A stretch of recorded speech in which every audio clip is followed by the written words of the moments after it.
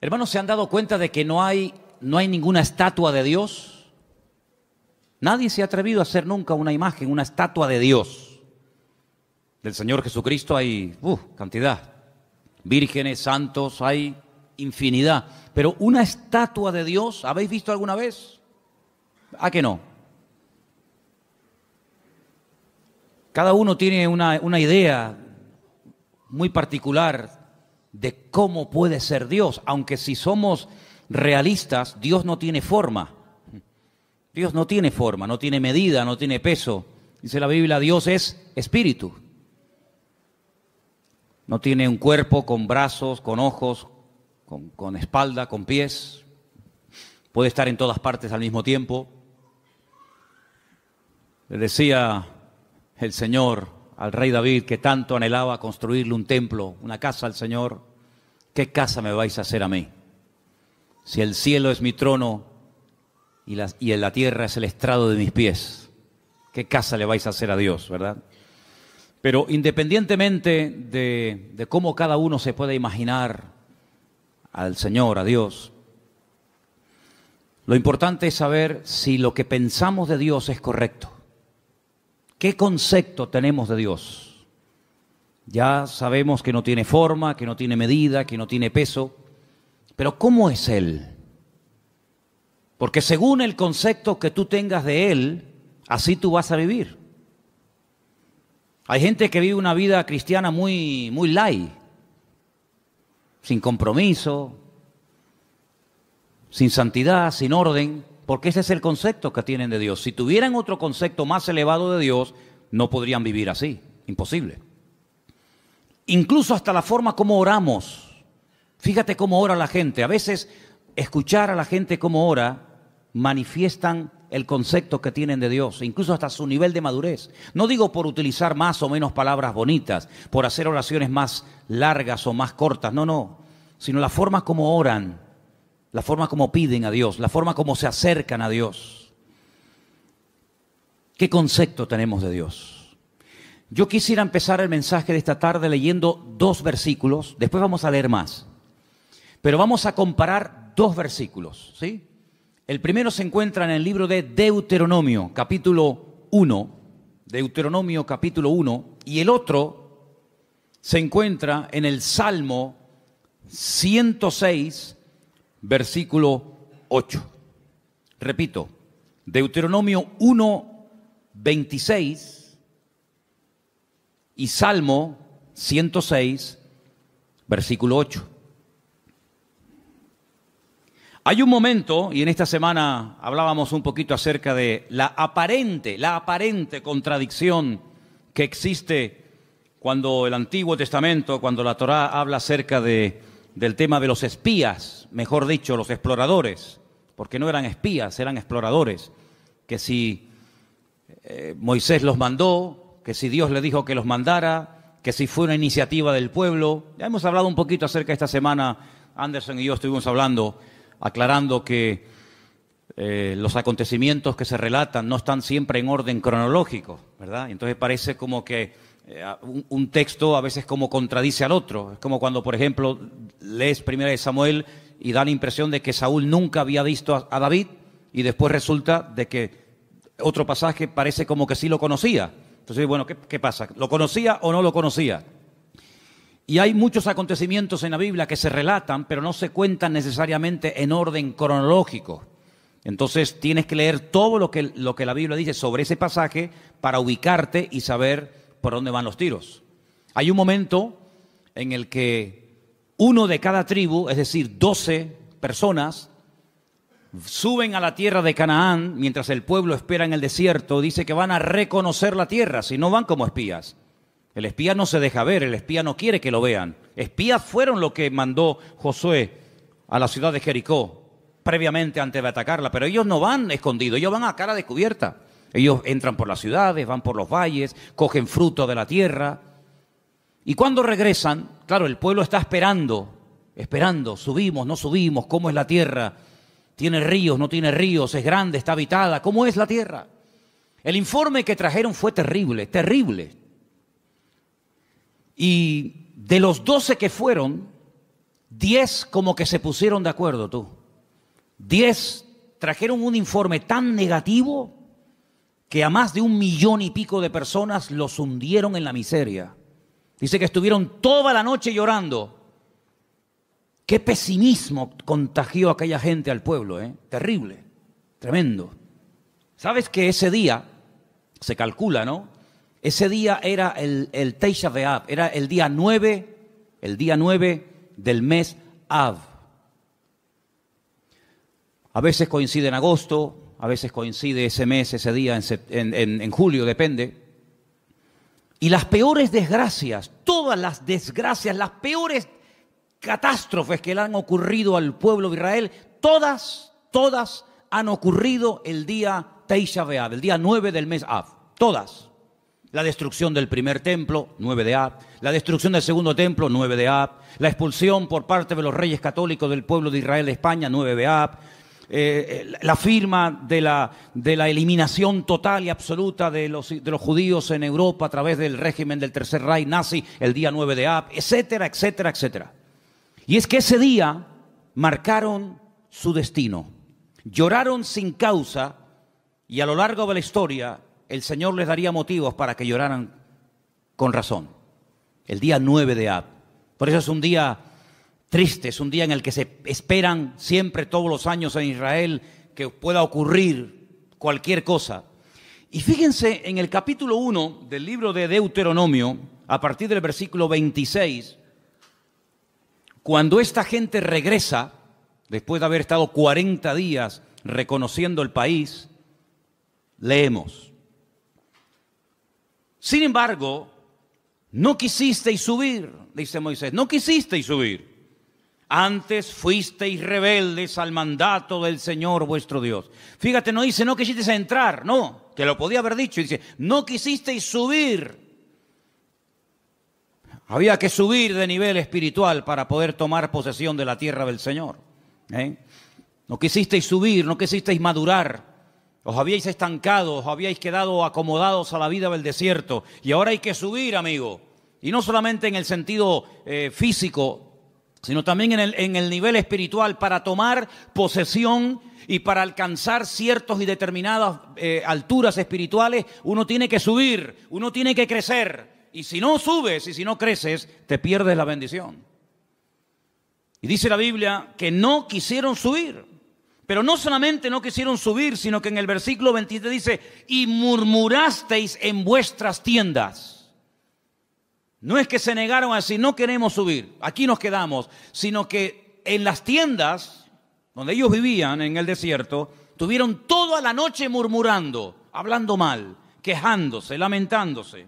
Y fíjate lo que llegaron a decir, cómo el Señor esas conversaciones, cómo el Señor escuchó e hizo que en su palabra quedara registrado parte de lo que murmuraban en las tiendas de campaña durante la noche.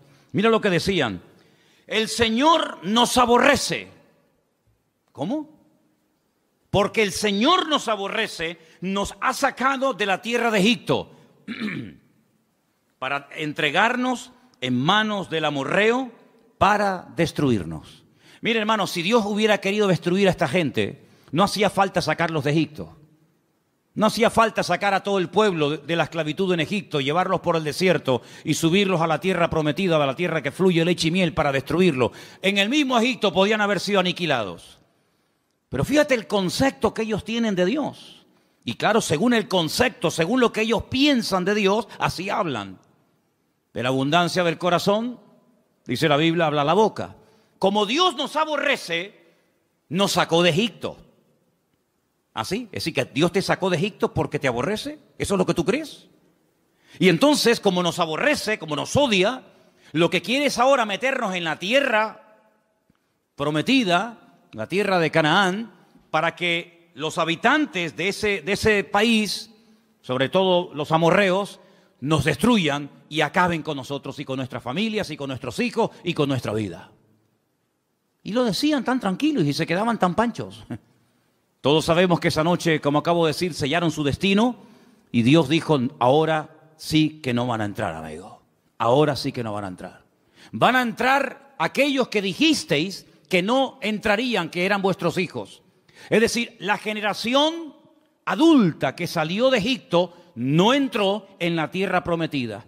Dios levantó una nueva generación sin esos prejuicios, sin esas ideas equivocadas y distorsionadas de Dios, y esos fueron los que entraron, y estos que hablaron mal, y estos que murmuraron, todos cayeron en el desierto, uno detrás de otro, excepto aquellos que hablaron bien, Josué y Caleb. Ellos dos sobrevivieron, con más de 80 años, ambos entraron a la tierra prometida, la vieron, la disfrutaron, la habitaron y la conquistaron. Y posteriormente la repartieron, solamente ellos. Fíjate la cantidad de cosas que se puede uno perder y la cantidad de puertas en el mundo espiritual que uno puede cerrar simplemente, digo simplemente entre comillas, por hablar mal. Perdieron la oportunidad de su vida. Pudieron haber entrado hacía 40 años, pero por la forma como hablaron, Dios dijo sí. Muy bien, se acabó. Pero no solamente no van a entrar, sino que ahora encima van a morir en el desierto. Es increíble. Así que ellos creían que Dios los aborrecía. Pero mira lo que dice el Salmo 106. Todo lo contrario. Todo lo contrario. El Salmo 106, dicho sea de paso, es un resumen de lo que ocurrió desde que salen de Egipto hasta que prácticamente entran en Canaán a través de Josué. Es un salmo muy interesante. Si quieres conocer bastante de la historia de Israel en esta época de la historia, lee el Salmo 106, es muy interesante. Pero voy a leer solamente el versículo 8. Salmo 106, verso 8. ¿Lo tienen, hermanos? Dice, pero Él los salvó por amor de su nombre para hacer para hacer notorio su poder. Si comparamos lo que dice Deuteronomio y lo que decía el pueblo y lo que el Señor dice a través del Salmo 106, no tiene nada que ver una cosa con otra. En un pasaje dice, Dios nos sacó de Egipto porque nos odia, porque nos aborrece y lo que quiere es aniquilarnos y destruirnos. Y el Salmo 106 lo que dice es que la razón principal por la cual el Señor sacó al pueblo de Israel de la esclavitud en Egipto es por amor. No porque los aborrecía, sino por amor. Yo pregunto, de las dos opiniones, la del pueblo y la de Dios, ¿cuál será la correcta? ¿Quién dijo la verdad? Evidentemente el Señor. ¿Quién se equivocó? ¿Quién habló mal? El pueblo. ¿Quién pagó las consecuencias de hablar mal? El pueblo. ¿Quién perdió la bendición? El pueblo. ¿Y tú crees que a nosotros no nos puede pasar hoy en día lo mismo? ¿Crees que esto solamente es algo que le pasaba a ellos en el Antiguo Testamento, pero que hoy en día da igual cómo hablemos, si nos quejamos o damos gracias al Señor? Si somos personas con una actitud, digamos, de agradecimiento y de gratitud, o estamos todo el santo día lamentándonos, que da igual. No te confundas, hermano. ¿Cuántas personas, incluso que van por la vida llamándose creyentes, se pueden llegar a perder tremendas bendiciones del Señor por la forma como hablan? Porque la forma en como hablan manifiesta el concepto distorsionado o equivocado que pueden llegar a tener de Dios. Si tú crees que Dios no te ama, si tú crees que Dios es injusto contigo, si tú en lo profundo de tu corazón crees que el Señor no es tan bueno como dicen algunos, si tú en lo más profundo de tu corazón crees que Dios contigo no ha sido todo lo bueno que tú esperabas, tú vas a vivir así. Y cuando ores, cuando hables con alguien, cuando des testimonio y cuando vengas a la iglesia y cuando salgas de la iglesia, tú vas a vivir según el concepto distorsionado y envenenado que tienes de Dios. Pero el creyente que tiene claro que Dios nos ama, que Dios no es injusto, que Dios quiere lo mejor para mi vida, no se va a quejar, no se va a lamentar, tenga o no tenga. Se le abran las puertas que él creía que se le tenían que abrir o no se le abran nunca. Da igual. El que tiene claro cómo Dios es y cómo Dios, siendo un Dios de amor y de misericordia, pastorea y bendice y protege nuestra vida, va a vivir desde un punto de vista, pero completamente diferente a aquel que cree que Dios es injusto y que Dios es malo. ¿Cuántos dicen amén? ¿Qué concepto tú tienes de Dios? Hay gente que piensan que Dios es un Dios que continuamente está esperando que cometas la más mínima equivocación para darte el palo en la cabeza y castigarte. Incluso tal vez hoy en día no se use mucho esa expresión, pero yo recuerdo cuando era niño y me portaba mal, que era la mayoría de las veces, cuando me daba un golpe o me caía o me hacía una herida o algo, muchas veces mi madre y mi abuela y otros familiares me decían, eso te pasó porque Dios te castigó. Pero nunca decían que cuando salía algo bien es porque Dios te ama y te quiere bendecir. Eso no. Pero cuando te pasaba algo malo, Dios te castigó. Y si no, pórtate bien y ya verás cómo no te hubiera pasado. Porque es el concepto que mucha gente tiene de Dios. Que Dios está con el garrote en la mano esperando que cometas la más mínima equivocación para castigarte. Porque tienen el concepto de un Dios castigador. De un Dios vengativo. De un Dios que no pasa ni una. De un Dios que aquí te pillo y aquí te mato.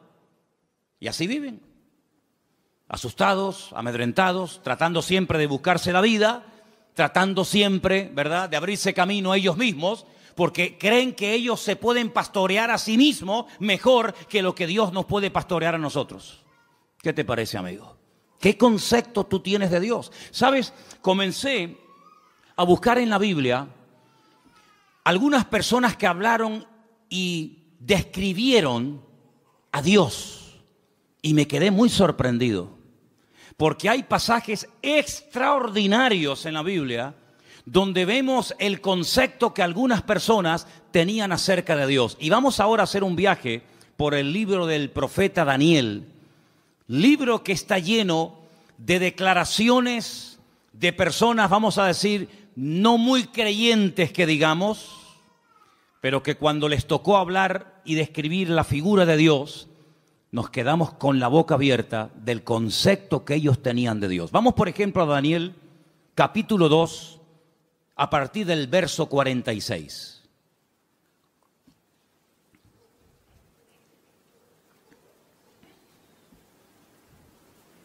Hermano Jorge, le van a faltar brazos. ¿No será más cómodo ponerse unas gafas? ¿Eh? El capítulo 2 del libro del profeta Daniel es un capítulo muy interesante, porque hay un rey llamado Nabucodonosor. ¿Serías capaz de pronunciar ese nombre? Ah, qué bien, está bien. A mí me costó una barbaridad aprendérmelo, pero bueno, ustedes... Nabucodonosor, ok. Tiene un sueño, pero resulta que por lo visto se le olvidó. Pero el sueño lo marcó de tal manera que al día siguiente... Él reúne a sus magos, sátrapas, astrólogos, adivinos, etc. Y le dice, anoche tuve un sueño que me perturbó, me robó la paz. Y quiero que ustedes me digan qué significa ese sueño, que me lo interpreten. Y claro, todos los que estaban allí le dijeron, sí, oh rey, dinos, cuéntanos el sueño y nosotros te diremos lo que significa. Y le dice el rey, es que lo he olvidado. No me acuerdo lo que soñé. Así que lo que quiero es que me digan lo que soñé y a continuación me interpreten el sueño. Y si no me lo hacen, los condeno a muerte. Convertiré vuestra casa en un estercolero, en un muladar. Descuartizaré a vuestros hijos.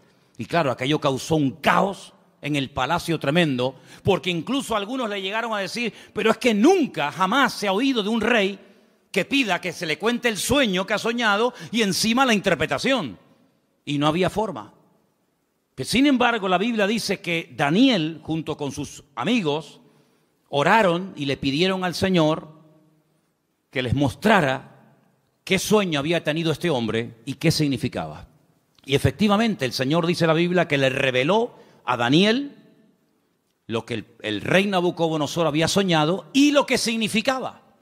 Y cuando llega Daniel a la presencia del rey Nabucodonosor, pues le dice, mira, lo que tú has dicho, ningún hombre te lo puede interpretar, nadie en esta vida, ni mago, ni astrólogo, ni sátrapa, ni adivino, jamás te lo podrá decir. Pero dice, pero hay un Dios en los cielos que revela los misterios a los hombres. Y en este caso Dios me ha escogido a mí para decirte que tú lo que soñaste es que vistes una estatua enorme de 4 materiales diferentes.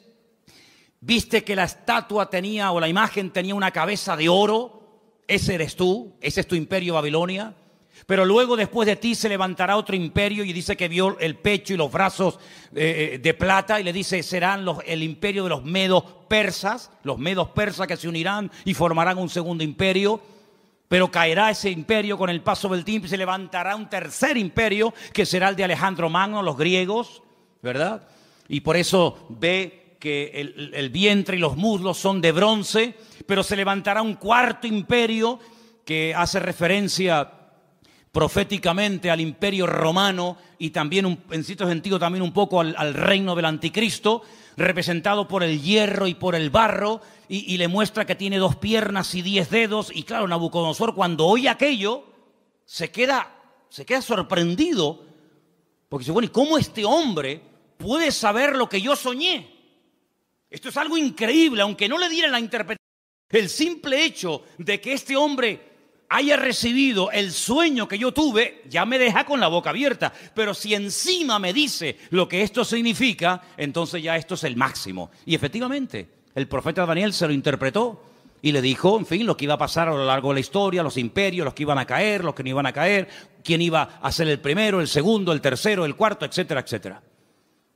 Y cuando termina de contarle el sueño con su correspondiente interpretación, en el capítulo 2, verso 46 del profeta Daniel, ahora habla el rey y dice, escucha, atento. Entonces el rey Nabucodonosor se postró sobre su rostro y se humilló ante Daniel. Esto es increíble. Y mandó que le ofreciesen presentes e incienso a Daniel. Y el rey habló a Daniel y le dijo, ciertamente el Dios vuestro es Dios de dioses y Señor de los reyes, y el que revela los misterios, pues pudiste revelar este misterio. ¿Cuántos dicen amén? Y ahí se da cuenta Nabucodonosor que el Dios de Daniel, que no es el suyo, dicho sea de paso, es un Dios superior. Es un Dios que es capaz de revelar cosas increíbles que ningún otro Dios en esta vida es capaz de hacerlo. Luego, el concepto que Nabucodonosor en ese momento tenía de Dios es un concepto elevadísimo. No hay otro Dios como el tuyo. Pero ustedes piensan que ese concepto, esa opinión buenísima que tenía del Dios de Daniel, hizo que este hombre cambiara radicalmente de la noche a la mañana. Nada que ver. Una cosa es que tú sepas lo que Dios es y lo que Dios hace, lo que Dios permite y lo que Dios prohíbe, y otra cosa es que tú actúes en consecuencia al conocimiento que tienes de Dios. Fíjate que Daniel le dice, agárrate a este detalle, la imagen tiene 4 materiales, oro, plata, bronce y hierro. ¿Qué es lo que ocurre? ¿Qué es lo que hace Nabucodonosor con esa interpretación?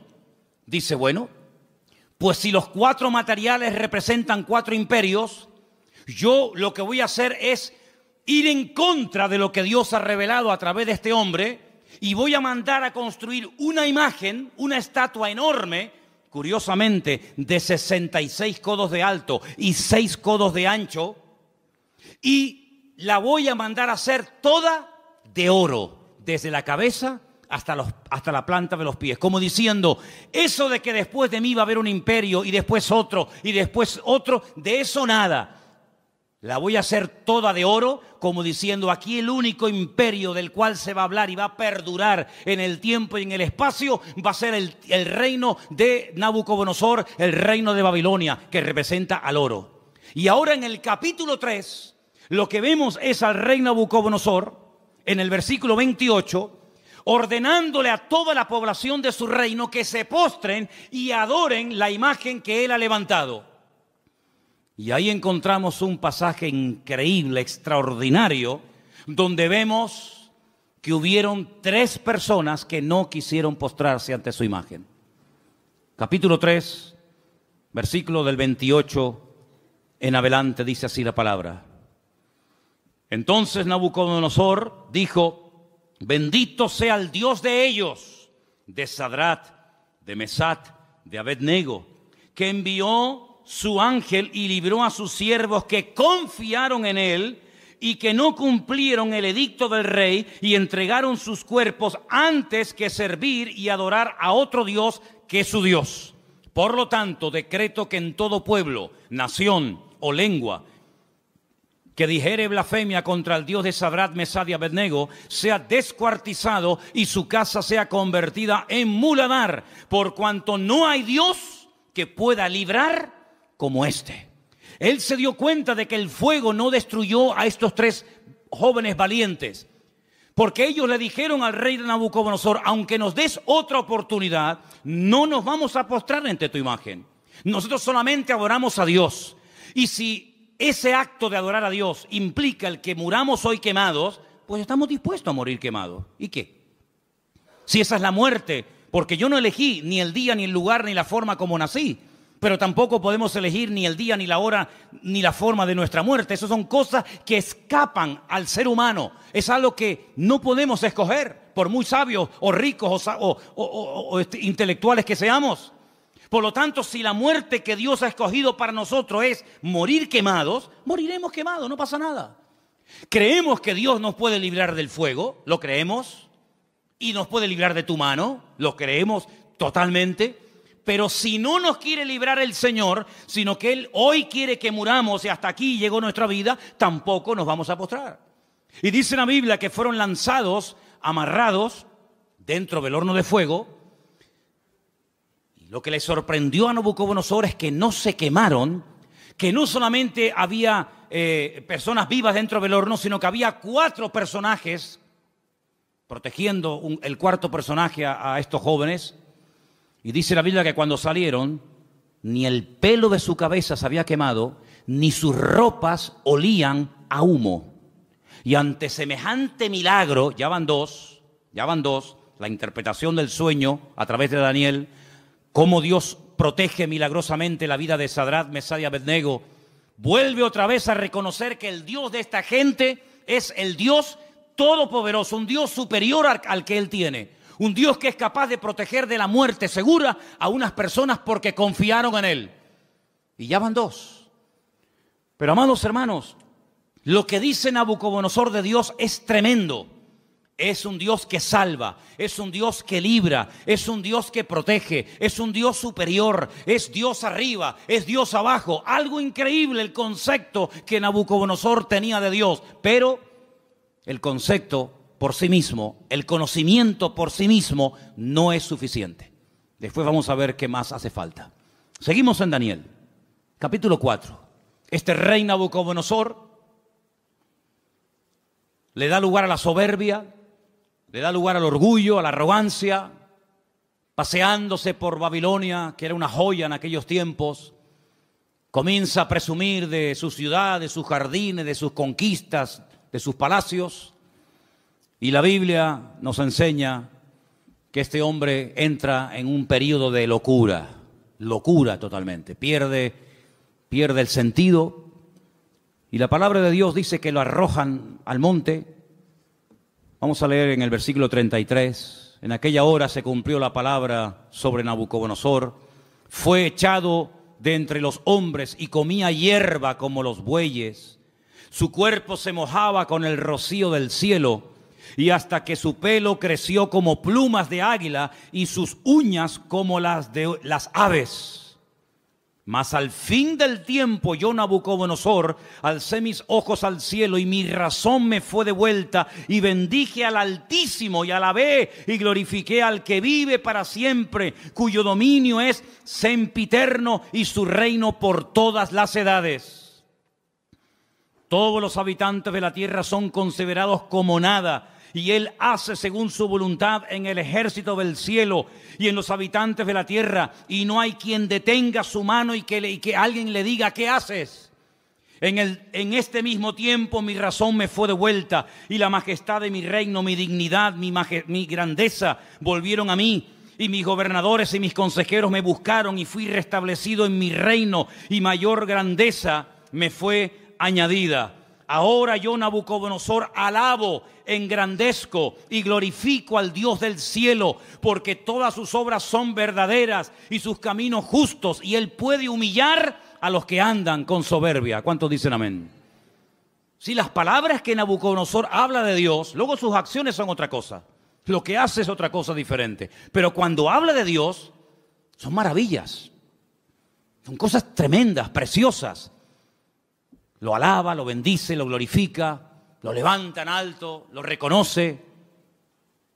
Y parece como que ya Nabucodonosor ha cambiado y tiene claras las ideas, pero ni aún así, hermanos, ni aún así. Pero lo que estamos hablando en esta tarde es el concepto que tenía Nabucodonosor de Dios.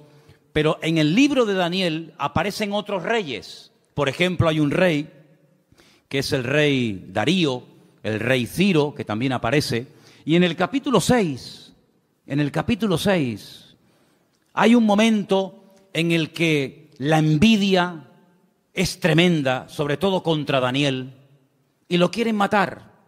Pero leí esta mañana algo que me llamó tanto la atención, porque dice que trataban de buscar algo en lo cual pillarlo en un fallo y decir, mira, pero no había manera. Quiero leerles en el capítulo 6, verso 4. Entonces los gobernadores y sátrapas buscaban ocasión para acusar a Daniel en lo relacionado al reino, mas no podían hallar ocasión alguna o falta, porque él era fiel y ningún vicio ni falta fue hallado en él. Me llamó la atención la palabra vicio. Daniel no tenía vicios. Dice, no podemos acusarlo de nada. No hay forma no hay forma. Pero entonces idearon un plan terrible y dice, entonces dijeron aquellos hombres, no hallaremos contra Daniel ocasión alguna para acusarle, si no la hallamos contra él en relación con la ley de su Dios. Y todos saben lo que hacen, convencen al rey Darío, para que promulgue una ley que no se puede revocar bajo ningún concepto, de que durante 30 días nadie puede elevar oraciones, plegarias o súplicas a ningún Dios, incluido el Dios de Daniel. Nadie puede orar durante 30 días.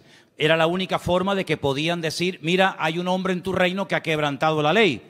Porque nosotros como creyentes, y creo que lo tenemos claro, tenemos que cumplir las leyes de los países donde vivamos siempre y cuando no vayan en contra de la palabra de Dios. ¿Cuántos dicen amén? No es que por ser cristianos estamos exentos del cumplimiento de la ley, ni mucho menos, al contrario. Las autoridades, según Romanos capítulo 12, todas han sido puestas por Dios. Salga quien salga y gane quien gane. Te guste o no, el que salga es el que Dios ha permitido que gobierne. Pero no importa. A veces Dios levanta un faraón y a veces lo tumba. A veces Dios levanta un Nabucodonosor y lo quita. Y mañana levanta un Darío y pasado un Ciro y mañana... No importa, eso son cuestiones de Dios. Nuestra obligación es obedecer y someternos a las autoridades. Repito, siempre y cuando no vayan en contra de la palabra de Dios. Y en este caso iban en contra de la palabra. ¿Cómo me va a prohibir a mí un gobierno? ¿Cómo nos va a prohibir a nosotros un rey, un primer ministro o un presidente de gobierno? Me da igual. ¿Cómo nos va a prohibir a nosotros los cristianos un gobierno a no orar durante 30 días? Mucho, amigo, pero hasta ahí podíamos llegar. ¿Qué hizo Daniel? Versículo 10. Cuando Daniel supo que el edicto había sido firmado, entró en su casa y abiertas las ventanas de su cámara que daban hacia Jerusalén, se arrodillaba 3 veces al día y oraba y daba gracias delante de su Dios como lo solía hacer antes. No es que ahora empiece a hacerlo a raíz del edicto promulgado por el rey Darío, no, es que ya lo venía haciendo como algo normal en su vida. Se postraba y oraba en dirección a Jerusalén 3 veces al día. Shaharit, Minjá y Arbit, las 3 oraciones que hace el pueblo de Israel diariamente, por la mañana, por la tarde y por la noche. Por la mañana, por la tarde y por la noche. Y aquí está Daniel haciendo lo que durante miles de años el pueblo de Israel ha hecho, postrarse y orar 3 veces al día. Y ahí lo pillaron. Van con el chisme, van con el cuento al rey Darío y le dicen, no te ha obedecido. Hay un hombre en tu reino llamado Daniel que ha quebrantado la orden y merece la muerte. Claro, cuando el rey se entera de que es nada más y nada menos que Daniel, al que él respetaba, admiraba y amaba, le pesa en el corazón, pero amigo, lo firmado es ley y no te queda más remedio que sentenciarlo a muerte. En esta ocasión no vas a morir quemado, Como ya se intentó matar a tus compañeros, en esta ocasión te espera el foso de los leones. Y yo creo, hermano, que aquellos leones pasaban más hambre que el perro de un hippie, ¿eh? Yo creo que aquellos leones tenían un hambre, si que era totalmente imposible salir con vida de aquel foso de los leones. ¿Qué te parece? Qué bonito es ver a un león detrás de la jaula, ¿eh? Detrás de las rejas. Me acuerdo que una vez hicimos un viaje, hago un paréntesis.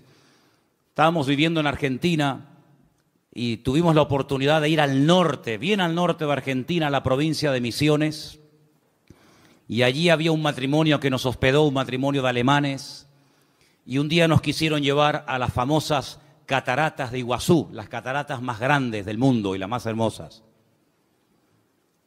Y por el camino paramos y entramos en un zoológico que la verdad que era deprimente, el zoológico aquel. Pero bueno, entramos. Y había una valla, una tela metálica tan fina que yo decía, pero esto es un peligro. ¿Cómo pueden tener a un león con una vallita que era de papel, aquello? Y el león estaba al otro lado de la valla, yo estaba aquí, y el león estaba patas arriba, durmiendo profundo. Y yo estaba al lado y ni se enteraba, pero no se me ocurrió otra cosa que tirar una piedra al león. Y cogí una piedra y le hice al león así por arriba, le hice, ¡pum!, le tiré el león. Mire, hermano, el león se viró, pegó un rugido que todavía lo tengo dentro y no se me ha ido, y eso fue en el año 90, fíjese lo que le digo. Qué miedo pasé, hermano, de verdad, qué miedo pasé. Un león enfadado es terrible, ¿eh? Terrible.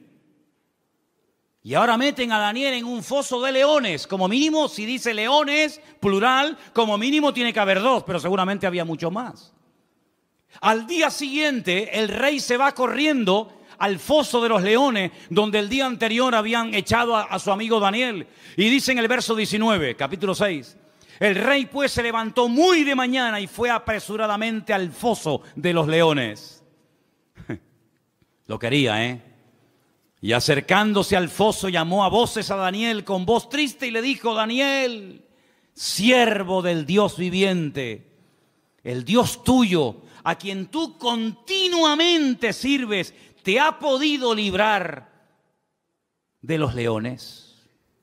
¿Te ha podido librar tu Dios? Solamente por eso ya Dios tenía que librar a Daniel, porque si no lo hubiera librado, el rey Darío se hubiera llevado un concepto equivocado de Dios. El Dios de Daniel no pudo salvar a su siervo de la garra de los leones. Solamente por eso ya el Señor protegió a Daniel. ¿De cuántas nos ha librado el Señor para no quedar mal Él? No para no quedar mal nosotros, para no quedar mal Él. ¿De cuántas nos ha librado el Señor? ¿Verdad? Y acercándose al foso lo llamó, ya lo hemos leído, versículo 21. Entonces Daniel respondió, dijo, oh rey, vive para siempre, mi Dios envió su ángel, el cual cerró la boca de los leones para que no me hicieran daño, porque ante él fui hallado inocente, y aún delante de ti, oh rey, no he hecho nada malo. Entonces se alegró el rey en gran manera a causa de él, y mandó sacar a Daniel del foso, y Daniel fue sacado del foso, y ninguna lesión se halló en él, porque había confiado en su Dios. Y el rey dio orden y fueron traídos aquellos hombres que habían acusado a Daniel y fueron echados en el foso de los leones, ellos, sus hijos, sus mujeres, y aún no habían llegado al foso, al fondo del foso, cuando los leones se apoderaron de ellos y quebraron todos sus huesos. Entonces el rey Darío escribió a todos los pueblos, naciones y lenguas que habitaban en toda la tierra, paz o sea multiplicada. De parte mía es puesta esta ordenanza, que en todo el dominio de mi reino todos teman y tiemblen ante la presencia del Dios de Daniel. Escucha ahora el concepto elevadísimo que tenía Darío de Dios. Porque Él es Dios viviente. ¿Cuántos dicen amén? Permanece por todos los siglos. ¿Cuántos dicen amén? Su reino no será jamás destruido. Su dominio perdurará hasta el fin. Él salva. ¿Cuántos dicen amén? Él libra. Hace señales y maravillas en el cielo y en la tierra. Él ha librado a Daniel del poder de los leones. Y Daniel prosperó durante el reinado de Darío y durante el reinado de Ciro el persa. Fíjate qué concepto por aquel milagro, por aquella maravilla hecha por el Señor, proteger milagrosamente de la muerte, devorado por las fieras, por los leones a Daniel. Este hombre dice cosas tremendas que muchos cristianos cuestionan. Él dice: Dios salva, pero Dios libra, hace maravillas. Hay algunos cristianos que no creen que Dios hace maravillas. Hay algunos cristianos que incluso se han atrevido a publicar y a decir desde púlpitos y desde revistas y desde páginas web, etcétera, etcétera, que ya no existen milagros. Sin embargo, Darío no tenía ese concepto distorsionado de Dios. Darío decía: el Dios de Daniel salva, libra, hace señales en el cielo y en la tierra, protege, es un Dios todopoderoso. ¿Cuántos dicen amén? Si lo tenía Darío, ese concepto de Dios, ¿cuánto más tú y yo tenemos que tener ese concepto de nuestro Padre y de nuestro Dios? Todos estos pasajes que estamos viendo nos están descubriendo cómo es Dios a través de la óptica de, vamos a decir, de inconversos. Personas que eran impactadas, personas que quedaban con la boca abierta ante semejantes maravillas. Pero hay un pasaje que encontré en el Nuevo Testamento, en el libro de los Hechos, que para mí es una de las mejores descripciones de Dios de toda la Biblia. Está en el libro de los Hechos, el capítulo 17. Y es concretamente una parte del mensaje profundo que el apóstol Pablo dio cuando se encontraba de visita en Grecia, concretamente en la ciudad de Atenas. En el capítulo 17 del libro de los Hechos, a partir del verso 24, Pablo, hablándole a aquella gente allí en Grecia, dice, si quieren arrancamos desde el versículo 22, ¿vale? Hechos 17, 22. Entonces Pablo, puesto en pie en medio del Areópago, dijo: varones atenienses, en todo observo que sois muy religiosos. Qué curioso cómo eran los griegos, ¿eh? Eran religiosos, eran hedonistas, deportistas, un culto al cuerpo tremendo. Es una sociedad muy, muy parecida a la que vivimos nosotros hoy en día, ¿verdad? No eran ateos, eran muy religiosos. Dice, porque pasando y mirando vuestros santuarios, hallé también un altar en el cual estaba esta inscripción: al Dios no conocido. Tenían un altar donde no había ningún Dios, pero habían puesto una inscripción, una placa que decía esto: al Dios no conocido, al que vosotros adoráis sin conocerle. Y ese es el Dios que yo vengo a anunciar. Y Pablo dice, verso 24, escucha ahora: el Dios que hizo el mundo y todas las cosas que en él hay. ¿Puede decir amén a esto? Es un Dios creador, el que creó el mundo. Es decir, no se creó solo. Vino una explosión y a través de una serie infinita de coincidencias apareció en su lugar, tal y como las conocemos hoy en día, lo que llamamos sol, luna, plantas, árboles, animales, planetas, etcétera, etcétera. No es así. Es el Dios creador que ha puesto todo en su sitio, que le ha dado color, forma y diseño. Es el Dios todopoderoso. Y sigue diciendo, siendo Señor del cielo y de la tierra. La palabra Señor, sabéis que es la palabra amo. Siendo el dueño, el propietario de lo que hay arriba y abajo, no habita en templos hechos por manos humanas. Solamente de este versículo hay tanta enseñanza, tanta profundidad de conceptos que podríamos echarnos horas. Porque lo primero que está diciendo es, nosotros no salimos de la nada. Nosotros no somos producto de un proceso evolutivo, sino somos creación de Dios. Y ese Dios que es el dueño ha decidido no vivir en templos. ¿Qué les está diciendo a los atenienses? Que vuestros templos no pueden contener su persona, su presencia, porque Él ha tomado unilateralmente la decisión de no vivir en templos. Luego les está tirando por tierra toda su religiosidad. Y sigue diciendo, ni es honrado por manos de hombres, como si necesitase algo. Pues Él es quien da a todos vida y aliento y todas las cosas. Es la existencia misma. Es el que hace que las cosas existan. Es el que transmite vida. Es el que hace que todo funcione perfectamente. Es el que hace que haya estaciones. Es el que hace que soplen los vientos de un lugar y se vayan por otro. Es el que hace que el sol cada mañana salga del mismo lado hace miles de años y se oculte por el mismo lado. Es el que hace que la tierra gire siempre en la misma dirección y a la misma velocidad. No es un Dios que hoy en día dice, no, que no se mueva, ahora que se mueva. Es un Dios que tiene un control absoluto de la creación. No ha perdido el control. No se le ha vuelto en contra la creación. Él da vida. Y si Él no diera la vida, nada funcionaría. Porque el hombre puede alargar y puede cortar la vida, pero no puede crearla, no puede diseñarla. Y Él está hablando de un Dios que da la vida, un Dios que ha formado, un Dios que ha creado, etcétera, etcétera. Y sigue diciendo, de una sangre ha hecho todo el linaje de los hombres. Está hablando de Adán. De Él vienen todos, de Él venimos todos. Para que habiten sobre toda la faz de la tierra, y les ha prefijado el orden de los tiempos y los límites de su habitación. Esto es impresionante lo que está diciendo Pablo aquí. Él es el que ha dado límite, ha puesto tiempos. ¿Cuánto tiene que vivir un elefante? ¿Cuánto tiene que vivir un loro? ¿Cuánto tiene que vivir el hombre? ¿Cuánto tiene que vivir? Él ha puesto límites, Él ha puesto tiempos. No es algo que siempre ha existido, como decía Aristóteles, que esto siempre ha existido, la eternidad del universo. No, el universo no es eterno. Tiene un principio y tendrá un fin. Y no solamente eso, sino que ha puesto límites, fronteras, que no tiene que ver con murallas, ni con rejas, ni con alambre de púas.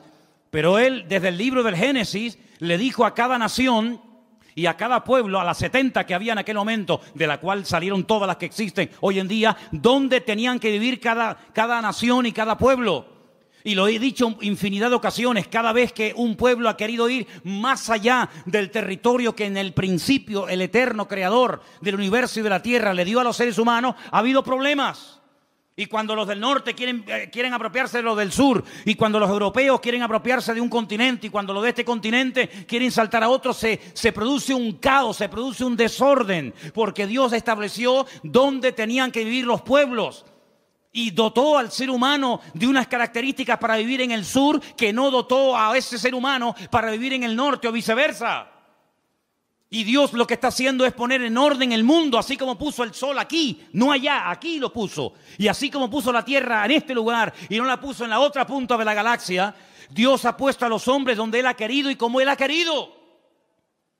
Porque es un Dios que controla y ordena la creación. Y el hombre siempre tratando de alterar el orden de Dios.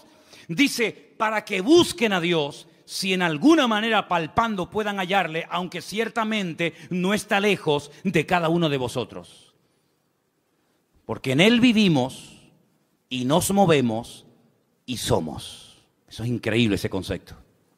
En Él vivimos, nos movemos y somos, como algunos de vuestros propios poetas también han dicho, porque linaje suyo somos. Siendo pues linaje de Dios, no debemos pensar que la divinidad sea semejante a oro, plata, piedras, esculturas de arte, imágenes de hombre. Pero Dios, escucha, Dios, habiendo pasado por alto los tiempos de esta ignorancia, ahora manda a todos los hombres en todo lugar que se arrepientan. A todos, absolutamente a todos. Por cuanto ha establecido un día, por el cual juzgará al mundo con justicia por aquel varón a quien designó. Está hablando del Señor Jesús, dando fe a todos con haberle levantado de los muertos. Y ahí ya se rompió la armonía, porque cuando oyeron de lo de la resurrección, eso era algo que no les cabía en la cabeza, y ahí le dijeron, bueno, ya te escucharemos en otra ocasión, en otro día, en otro momento. El concepto que Pablo tenía de Dios era un concepto no distorsionado, no equivocado ni envenenado, sino era un concepto correcto y exacto. Y la pregunta que tenemos que volver a hacer nosotros en el día de hoy, ¿qué concepto tenemos nosotros de Dios? ¿Cómo tratamos a Dios? Muchas veces le decimos a Dios cómo nos tiene que tratar a nosotros. Pero la pregunta es, ¿cómo estamos nosotros tratando a Dios? Queremos que Él nos sane cuando estamos enfermos. Queremos que Él supla nuestras necesidades cuando necesitamos que sean suplidas. Queremos que nos haga compañía cuando nos sentimos solos. Queremos que nos dé trabajo cuando nos falta. Queremos que nuestros hijos estén sanos y robustos y con trabajos y bien. Todo eso está bien claro. Pero la pregunta es, ¿cómo tú estás tratando a Dios? Algunos ni se lo han planteado. Algunos viven en una ignorancia tan grande que lo único que les preocupa es el aquí y el ahora. Comamos y bebamos porque mañana moriremos. Ese es el eslogan de la sociedad y de muchas personas hoy en día. ¿Qué más da si hay cielo, si hay infierno, si mañana me muero o no me muero? Es el día de hoy lo que me preocupa. Ya mañana ya Dios dirá, ¿verdad? Para quedar bien. ¿Qué concepto tú tienes de Dios? Depende del concepto que tengas, estarás hablando de tu nivel de madurez. Y así vivirás, y así hablarás, y así te comportarás con tus semejantes. Y cuando vamos a la palabra de Dios, vemos que ese Dios real, vivo y verdadero, que es el único que existe, que es uno, se ha dado a conocer de varias formas. Primero, a través de la creación. Vamos a un texto que nos va a leer nuestro hermano Luis. Romanos 1:20. Preste atención porque es un texto extraordinario a tener en cuenta. Romanos 1:10. 1:20, perdón. Porque las cosas invisibles de Él, su eterno poder y deidad, se hacen claramente visibles desde la creación del mundo, siendo entendidas por medio de las cosas hechas, de modo que no tienen excusa. Dios dice en su palabra que nadie tiene excusa para no creer en Dios. Algunos me han preguntado muchas veces, pero hay gente a la cual nunca se les ha hablado de Cristo. ¿Y eso qué significa? ¿Que no van a creer en Dios porque nadie les ha testificado, porque nadie los ha invitado a un culto, porque nadie les ha dado una Biblia, un Nuevo Testamento? Dice el Señor, y lo declara categóricamente en la palabra a través de la boca de Pablo, que a través de la creación el hombre puede llegar a la conclusión de que detrás de lo que vemos, detrás de lo creado, hay un creador. Detrás de este púlpito tuvo que haber alguien que lo hiciera. Este púlpito no se hizo solo. Imposible, imposible. Detrás de un coche tiene que haber un fabricante. Esas piezas tuvieron que ser diseñadas y puestas en ese lugar para que esa máquina funcione. El reloj que llevamos, el reloj que llevamos todos en la pulsera, en la muñeca. Ese reloj me habla de que tuvo que haber alguien que lo diseñara, alguien que lo creara, alguien que lo pusiera ahí. Cada pieza, cada tornillo. Sí, detrás de lo creado hay un creador. Y detrás de cada cosa creada hay un diseñador que le dio forma. Y Dios le ha dado forma a la humanidad. Dios le ha dado forma al mar. Dios le ha dado forma a las montañas. Dios le ha dado forma al universo. ¿Quién hizo eso? ¿Quién creó el mundo? ¿Quién creó el agua del mar con la justa medida para que no se pudran los seres vivos que viven ahí adentro? Si tuviera más nivel de sal, la vida sería imposible, como el mar muerto. Hay un mar que se llama el mar muerto. Bueno, en hebreo se llama el Yam HaMelach, el mar de la sal, en español, el mar muerto. ¿Por qué es muerto? Porque tiene demasiado nivel de sal. ¿Te imaginas que los mares que nos rodean, las playas a las que vamos a bañarnos, tuvieran el mismo nivel de sal que el mar muerto en Israel? No habría peces. Sería imposible la vida. No se podría navegar en esos mares. No habría peces, no habría fauna marina. Pero Dios, cuando hizo el mar, le dio la cantidad exacta de sal, ni más ni menos, para que todo funcione de una forma perfecta y matemática durante miles y miles de años. Así de claro, hermano. Si el sol estuviera un poco más cerca, sería imposible la vida en el planeta Tierra. Moriríamos todos achicharrados, quemados. Si el sol estuviera más lejos, la vida en la Tierra sería imposible. Se congelaría la Tierra. Pero Dios lo puso justamente donde tiene que estar y como tiene que estar, para que ni caliente demasiado ni enfríe demasiado. Ahí está, donde tiene que estar. Dios todo lo ha diseñado de una forma increíble, pero algunas mentes sabias dicen que no, que detrás de todo eso no está Dios, que detrás de todo eso hay un proceso evolutivo, hay un Big Bang, hay unas explosiones, hay un cúmulo de coincidencias, millones de coincidencias para que todo forme lo que llamamos mundo, universo, tierra. Increíble. Ahí se cumple el texto que dice: y queriendo ser sabios, se hicieron necios. Queriendo ser sabios, se hicieron necios. El Señor se dio a conocer primeramente a través de la creación. Hay personas que se han convertido observando las estrellas, porque todas las estrellas del universo, su nombre está en hebreo. Y traduciendo el nombre de muchas de las estrellas, puedes conocer prácticamente toda la Biblia, Antiguo y Nuevo Testamento. Primera y segunda venida de Cristo. Ya sé que no es un método que hoy en día utiliza el Señor, pero hubo durante muchas generaciones y siglos, un sistema que le permitía al hombre leer, descifrar el mensaje de Dios en las estrellas. De ahí que el diablo después se levantara y creara o inventara la famosa astrología, tratando de manipular el universo, ¿verdad? Y tratando de decirle al hombre que esta estrella o aquella o la otra ejercía una influencia mejor o mayor o positiva o negativa sobre el carácter, la personalidad de la gente, y de ahí viene todo el sistema de horóscopos y toda esa historia. Pero hubo un momento en la historia en el que los hombres sabían interpretar y leer las estrellas. Y los magos de Oriente vinieron a Belén guiados por una estrella, no por una, sino por su estrella. Y se dieron cuenta de que las estrellas se habían alineado, y cuando interpretaron y vieron Betulá y vieron Ari y vieron todas las estrellas, ellos dijeron: ha nacido el Mesías, porque ellos supieron leer el mensaje, cosa que hoy en día pues ni se puede ver ni se puede interpretar. Y hay otro momento en el que Dios utilizó otro sistema, y dice la Biblia en Hebreos, que también lo vamos a leer ahora, que Dios habló muchas veces, muchas formas y maneras distintas, pero ahora ya ha hablado ya de la última forma que iba a hablar. Y quiero que escuchen este versículo. Es el último que vamos a leer. En Hebreos capítulo 1, a partir del versículo 1 en adelante, dice así: Dios, habiendo hablado muchas veces y de muchas maneras en otro tiempo a los padres por los profetas, en esos postreros días nos ha hablado por el Hijo, a quien constituyó heredero de todo, y por quien asimismo hizo el universo,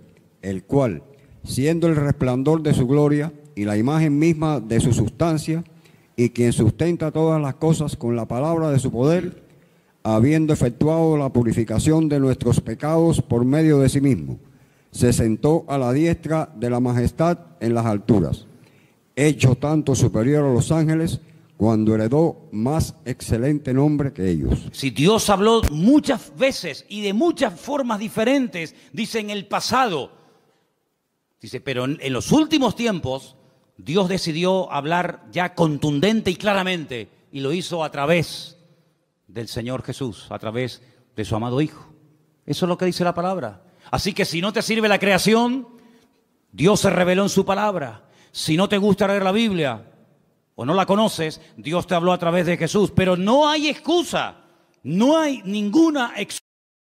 Dios no va a decir: ¿y qué hacemos con este al cual nadie le predicó? Todo el mundo tendrá su oportunidad de una manera u otra. Eso no nos exime de la responsabilidad de predicar el Evangelio, evidentemente. Pero les puedo asegurar, amados hermanos, que el Señor no ha dejado su persona sin testimonio. Él ha dado testimonio de su existencia. Él ha dado testimonio de su poder. Él ha dado testimonio de que esto no es producto de la casualidad, sino es producto de la mano poderosa de Dios. ¿Cuántos dicen amén? Y para más INRI, si quieres creer en Dios, mírate a ti mismo. Mírate tú, porque viéndote a ti, no me queda más remedio que creer en Dios. Alguien le dijo una vez a una persona: demuéstrame que Dios existe. Dice: mírate a ti mismo. Viéndote a ti, tengo que reconocer que Dios tiene que existir. Porque ¿de dónde saliste tú? No de mis padres, y los tuyos, y tus padres, y de los suyos, y ellos. Y cuando seguimos hacia atrás, Llegamos a un momento en el que nos damos cuenta de que la humanidad no es algo eterno, que siempre ha existido de eternidad a eternidad, sino que hubo un punto de partida, hubo un primer habitante, como habrá un último. Y de generación en generación, el hombre mirando hacia sí mismo puede ver el diseño perfecto de su cuerpo, cómo todo funciona con una armonía extraordinaria. Y todo eso nos habla de un diseñador, de un creador y de un Dios todopoderoso. Ahora, el que no quiere creer, ni viendo milagros va a creer. Ni viendo milagros va a creer. Porque los milagros no se hacen para que la gente crea, sino que se hacen como evidencia de la manifestación del poder de Dios. Y quiero solamente